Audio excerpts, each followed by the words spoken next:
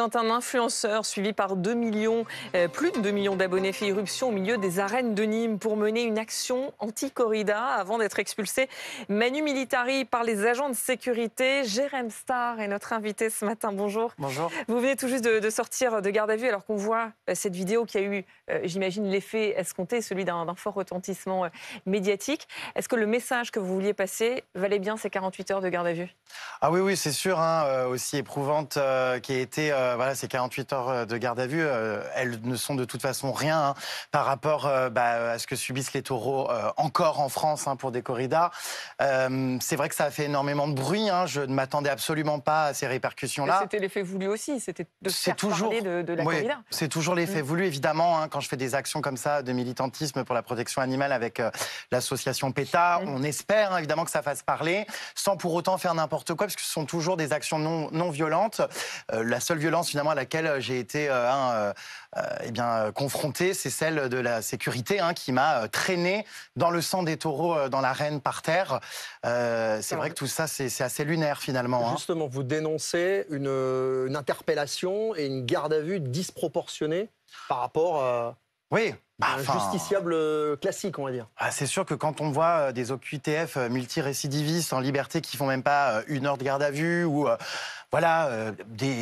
des gens qui frappent leur compagne qui n'y vont même pas 1 heure, je me demande réellement ce que je foutais pendant 48 heures en garde à vue en entendant des gens insulter la police, hurler dans les cellules et sortir au bout d'1 heure. Puis moi, on me retenait pendant 48 heures. Il y a quand même eu une expertise de mes téléphones comme si je préparais un attentat. Enfin, ça a été complètement démesuré. Je pense qu'on a voulu marquer le coup, évidemment, d'un point de vue peut-être politique ou éviter que d'autres personnes, pendant ce lancement des férias à Nîmes, parce que on l'a fait de manière très stratégique au tout départ, avec la première corrida. Vous parlez de manière stratégique parce que cette opération, elle a bien évidemment été anticipée. Ça fait, de ce que j'ai cru comprendre, un petit moment que vous la prépariez. Oui. Donc j'imagine que vous aviez anticipé aussi la possibilité d'une garde à vue? Alors oui, on y pense, ça c'est sûr, mais j'étais plutôt persuadé que ça allait être un contrôle d'identité, 1 ou 2 heures de garde à vue éventuellement. Ouais. On était tous surpris, je pense, de voir que ça s'est prolongé au bout de 48 heures. Mais c'est effectivement quelque chose qu'on avait anticipé depuis plusieurs mois. Au départ, on ne devait même pas viser Nîmes.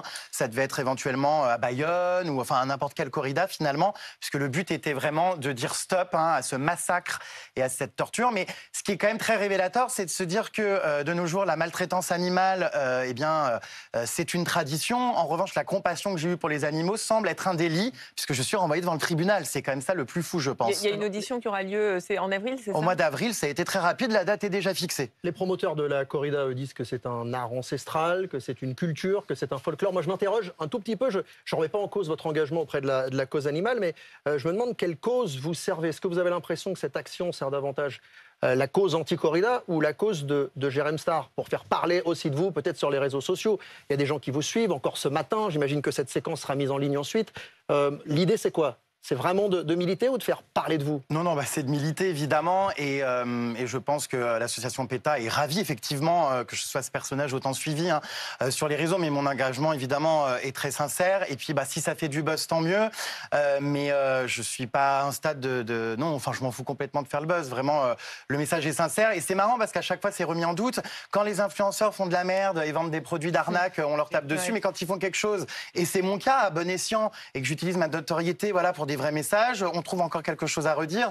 Donc écoutez, peu importe finalement ce que les gens en pensent, au moins ça fait parler et je pense qu'on a besoin de ça pour la cause animale. Et vous me disiez avant d'entrer sur ce plateau que votre engagement il date pas d'hier, vous n'en êtes pas à votre première action. 2 autres membres de PETA, l'association qui lutte pour la protection des droits des animaux, ont aussi été interpellés et placés en garde à vue. Merci Jérém Star d'avoir été notre invité ce matin pour nous raconter votre expérience.